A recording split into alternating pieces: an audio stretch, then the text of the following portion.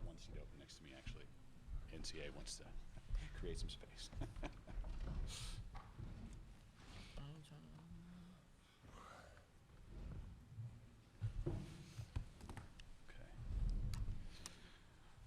All right. Welcome back, everybody.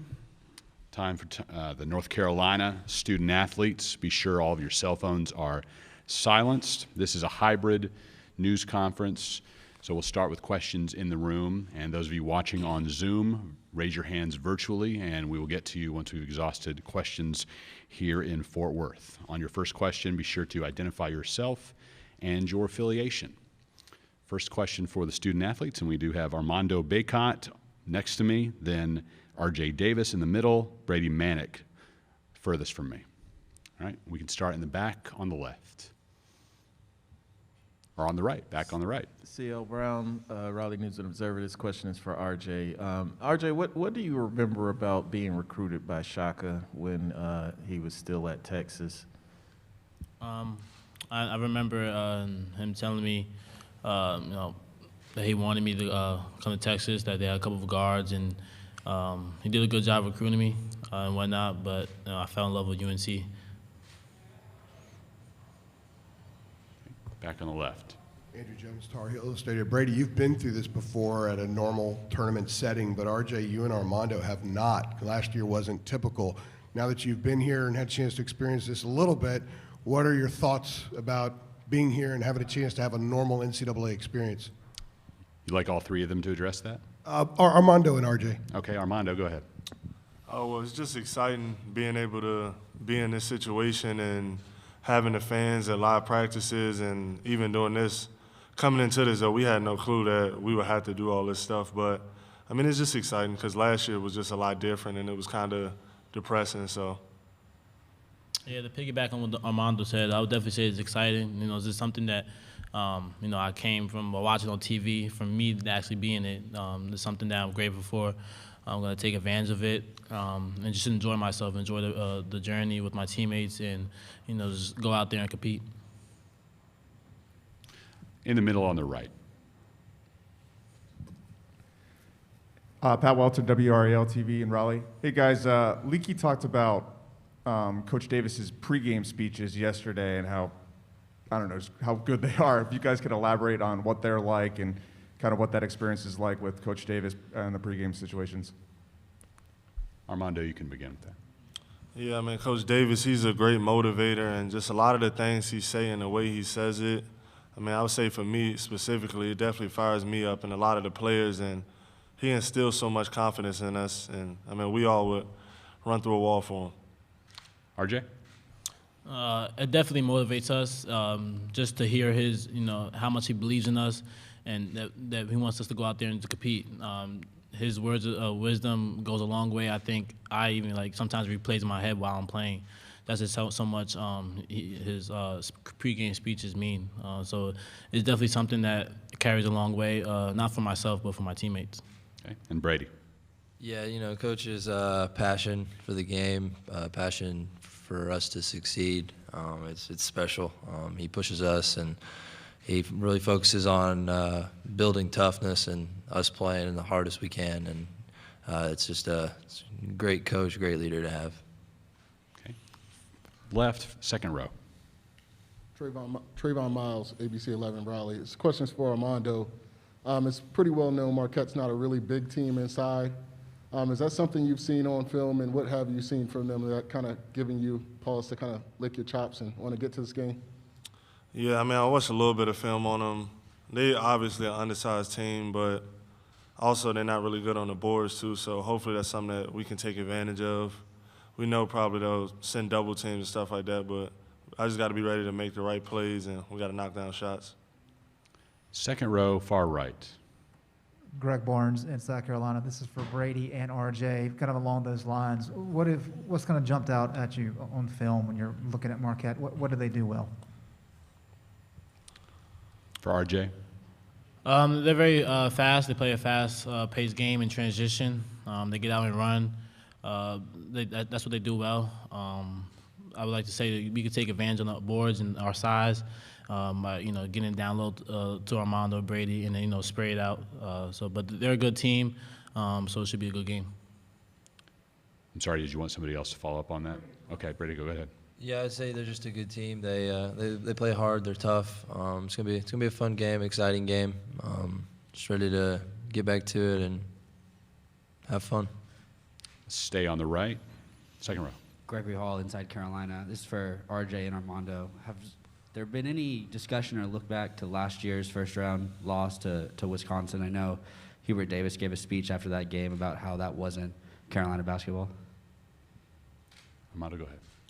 Yeah, I mean, I would say that left a bad taste in all of our mouths, and it's something that Coach Davis emphasized early on in the week and just telling us that it won't go down like that. And, I mean, I would say for all of us, we packed 4 or 5 outfits, so we don't plan on going home early. Yeah, I like to say I plan to stay to Saturday. I know last year wasn't the way I wanted to go out, especially first round, first game. So this is more like a redemption. Just we have a new, different team, different mindset, and we all have a mentality of just to win and play together, toughness. So I refuse to have the same outcome as last year. That was RJ. Brady, you want to follow up on that as well? No, I'm good. Okay. He didn't play for us last year. But he probably brought 5 or 6 outfits, right?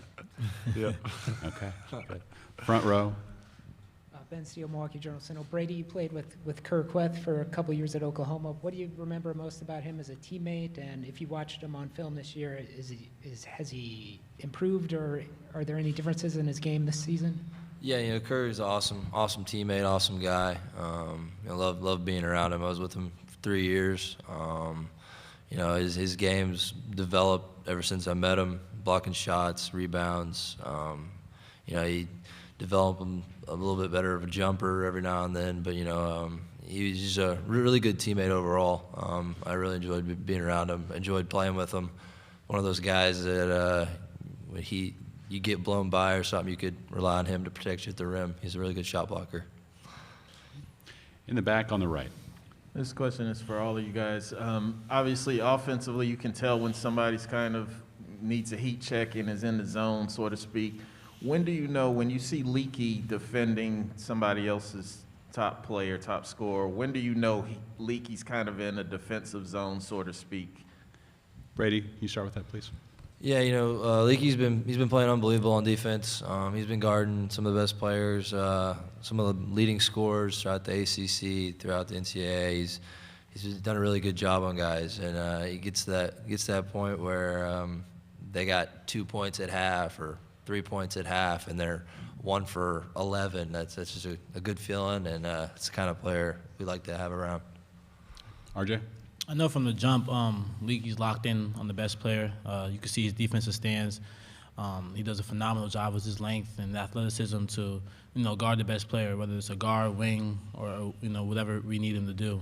He's done a great job this year, and then we kind of feed off his energy on defense. You kind of see where, he's put on the best player. He does a great job, and we kind of feed off that.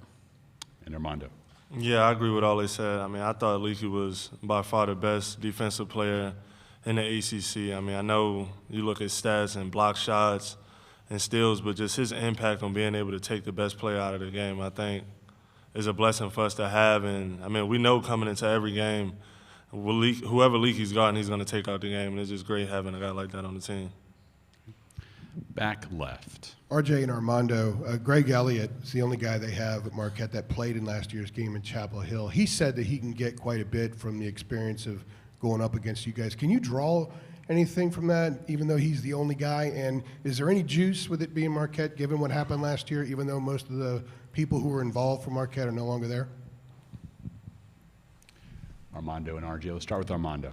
Yeah, I mean, I wouldn't say necessarily the team we're playing just because, I mean, it's a new team, new coaches, everybody's gone. But, I mean, just the fact that it's the NCAA tournament and we got one game that's guaranteed. So I feel like that's just where we can draw a fire from. And we want to be able to play longer and just be able to play in front of our fans and experience, do things like that. Okay. RJ? Yeah, definitely. I think, coming into the game it's NCAA, it's March Madness. That's the much feel we could get, the much energy we could get going to this game. We're just going to take it one game at a time, and just focus on what's that task in front of us. We have time for a couple more questions with student athletes. On the right side, next to last row. Pat Welter, WRL TV. Questions for RJ. I feel like you don't get as much attention for your impact and role on the team, but in a lot of ways the offense starts with you. So I was wondering just kind of how you feel about the role and impact you make with the team, and if the other two guys up there could talk about what RJ's like as a player and a person. Well, I don't really worry too much about what's going on outside. I just kind of have like my blinders on, just focus on what I have to do to help my team win. I know I'm a point guard, I have to be a leader, so I just do whatever I have to do to win, whether that's making plays for myself or making plays for my teammates. So I don't really care too much about the attention received. I know what I do, and I know my impact on the team works. Okay. Anything else for the student athletes? Okay. Sure, Armando, go ahead. Yeah, I mean, I love playing with RJ. I mean, he's so efficient, and also just the way he can pass the ball and just affect the game with his shooting and helping with spacing and all that. So it's great playing with him. Brady? Yeah, I'd say I don't succeed if I don't have guys like RJ, I don't have guys like Caleb, I don't have guys like Leaky on the team. Even guys like Armando, they all have a factor. They all play a big role, and they can take the defense away from me. It helps me get open, and then they end up passing me the ball and trust me to shoot it. So I don't succeed without guys like them. All right. Men, thank you very much. Good luck tomorrow. Thank you.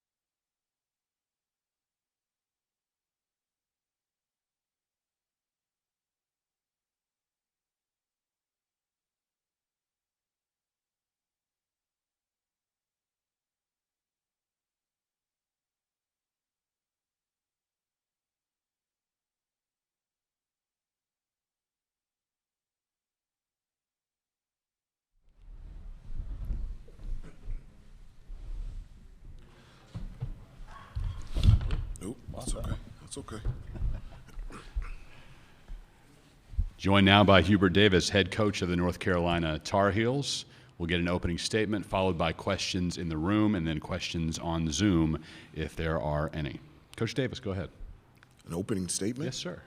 Oh, this is great. I didn't even know. Okay. Well, thanks a lot, Kirsch. I really appreciate it. No, we're glad to be here.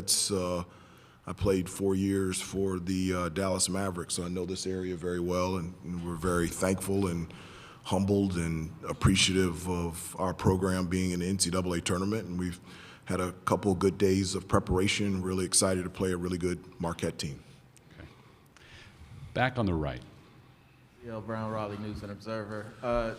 Coach, how much of a luxury is it to have a guy like Leaky defensively, who you can, most games just assign to the next team's best player? I like that. That's a major luxury. One of the things I wish I could do is slice them in half, in pieces, so that I can have them guard multiple players. But I'm just so proud of Leaky. He's had a terrific season, not just defensively, but he has the best assist-to-turnover ratio on our team. So he's a guy that can distribute the basketball and also take care of it. He's shot the ball so much better from the perimeter, and he's just a great teammate and great leader for our team and our program. And I'm just really excited about the year Leaky has had, and it is a great benefit and a luxury to have somebody that's a lockdown defender that's also versatile. Was it last week against Virginia? He guarded Clark, the point guard, and he's guarded Paulo all the way down to the power forward position. So not only is he great defensively, he's also versatile on that end as well. Okay. Do you have the mic? Go front row. Hubert, Chaka mentioned that he's known you for a long time. I'm just curious about the history of your relationship with him. Well, I've known him since, since VCU, and also at Texas, and we've just had a relationship also when I worked with ESPN. And so we've known each other a long time. Coach Smart is an unbelievable coach, does a terrific job of developing players, and his teams are always tough-minded, physical, and play hard-nosed type of basketball, and they always compete. And so, for our preparation, we know exactly what we're going to get tomorrow in playing Marquette, and I think Shaka Smart's one of the better coaches in the country. He's a terrific person. Middle on the right. Pat Welter, WRAL TV in Raleigh. Hey, Coach, some of the guys this week have been talking about your pregame speeches, how they make them want to run through the wall. I was curious, just kind of... I don't want them to do that. That probably wouldn't be ideal. Metaphorically, maybe. But what goes into what you decide to say, and then specifically, you got a big one coming up here tomorrow? I don't know. I just, I don't necessarily plan what I'm going to say. It just kind of organically goes into something that helps our team focus and puts ourselves in a position to be successful. And, one of the things when I played for the New York Knicks, Coach Riley used to give a different pregame speech every game. So just think 82 games in the regular season, all the times in the playoffs, and he used to give a different story every time, and his stories just resonated with me, and it made me feel like as a player wanting to run through a brick wall. And so it isn't anything planned. It's just trying to communicate to the team where we are, where we want to go, so that we clearly understand what we need to do and what we're trying to accomplish out there on the floor. Second row on the right. Hey, Hubert, you've talked about kind of the chemistry and the health of this team has really developed over the last month or so. How much of that is the guys beginning to understand their roles and kind of what they're supposed to do within that team concept? I think that's a huge part. I think, at the beginning of the season, I asked them to answer two questions, honestly. I said, what do you have to do to get on the floor? And what do you have to do in order to stay on the floor? And I said a huge determining factor in you personally having a successful season is being able to honestly answer those questions. And I really feel like as the year has gone on, guys have really settled in and accepted their roles. And I think that's really contributed to our chemistry and our togetherness being at an all-time best. And I think I said before also time shared. This has been a year of newness. Even though that I've been an assistant coach here for 9 years, this is the first year that I was a head coach. And so, new players, new coach, new coaching staff, and, the shared experiences of relationships has over the last 11 and a half months have really manifested us into being very close-knit and everybody on the same page. Back on the left. Hey, Coach, a few minutes ago, the guys said that you reminded them, spoken to them about what happened last year in the NCAA tournament in the first round. How much juice can they get from that? You can get a little juice. I don't think it's juice that's sustainable, but, I think obviously what happened in the NCAA tournament last year, obviously it's a different coaching staff, different players. We lost to Marquette last year. Those are things that can motivate you in your preparation. I don't think it's sustainable out there in the game, but it can definitely put you in a place to focus, concentrate, and put yourself in a position to make sure that you're preparing to the best of your ability. That was a humbling experience and something that you cannot forget. Second row on the left. Trayvon Miles, ABC 11 in Raleigh. Coach, you mentioned how far back your relationship with Shaka goes.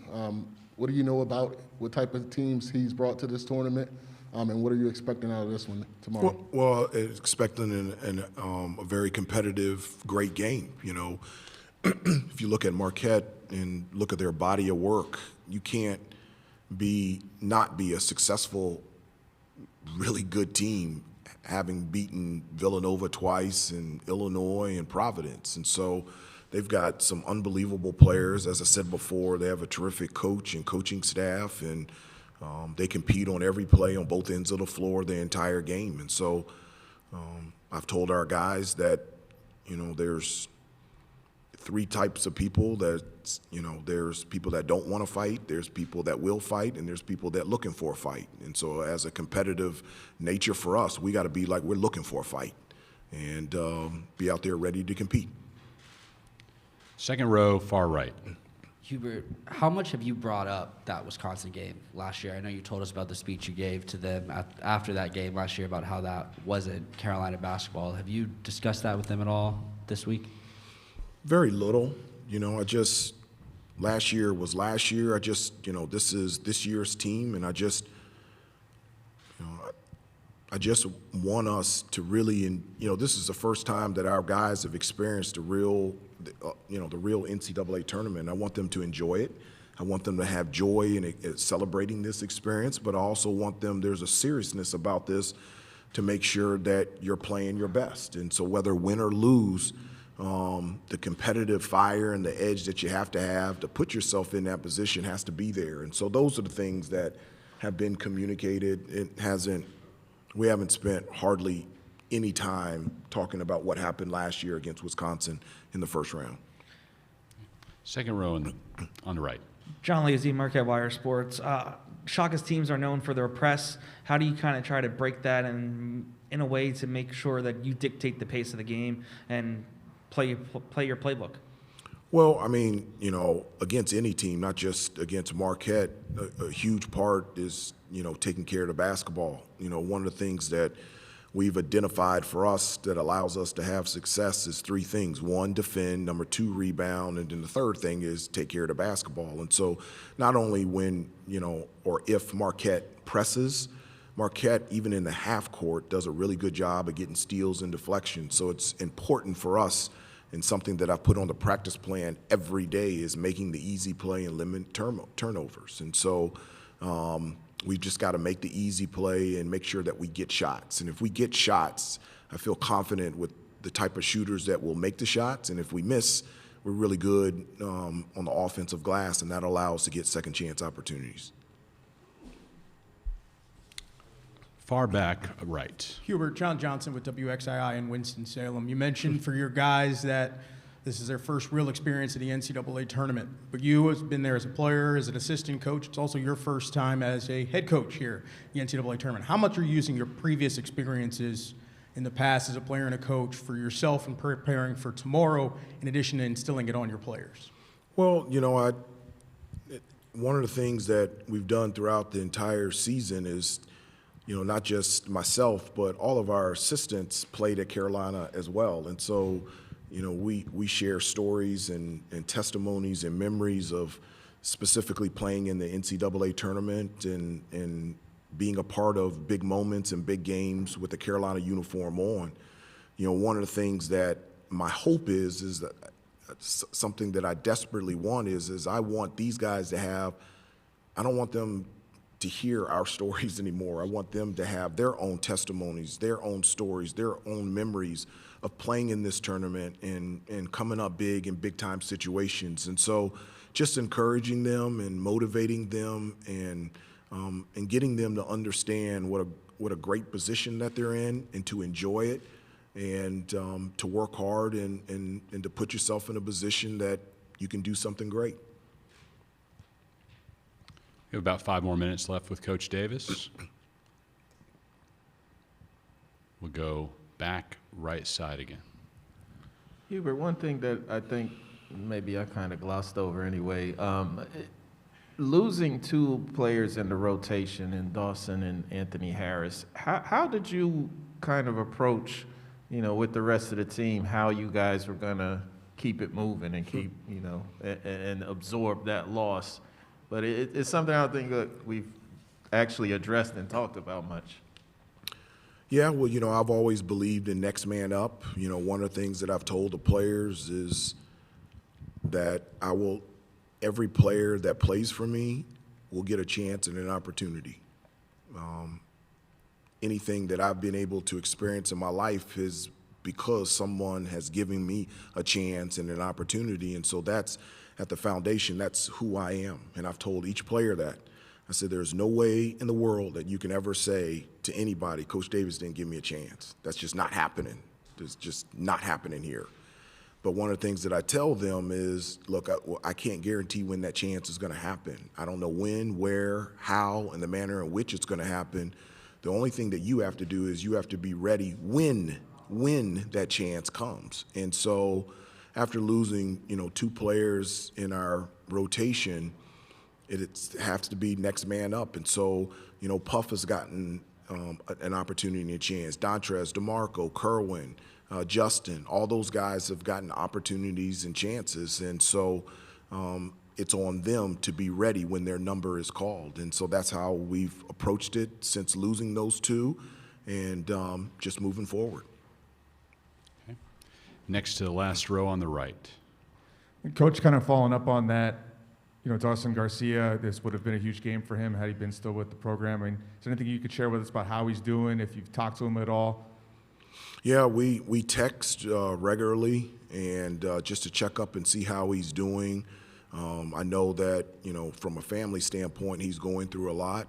Our love and our support and our commitment to Dawson has never wavered, and we're very happy that he's had an opportunity to be at home, to be with family during this tough time, and we're thankful to be able to support him in that. And it would be great to have him here.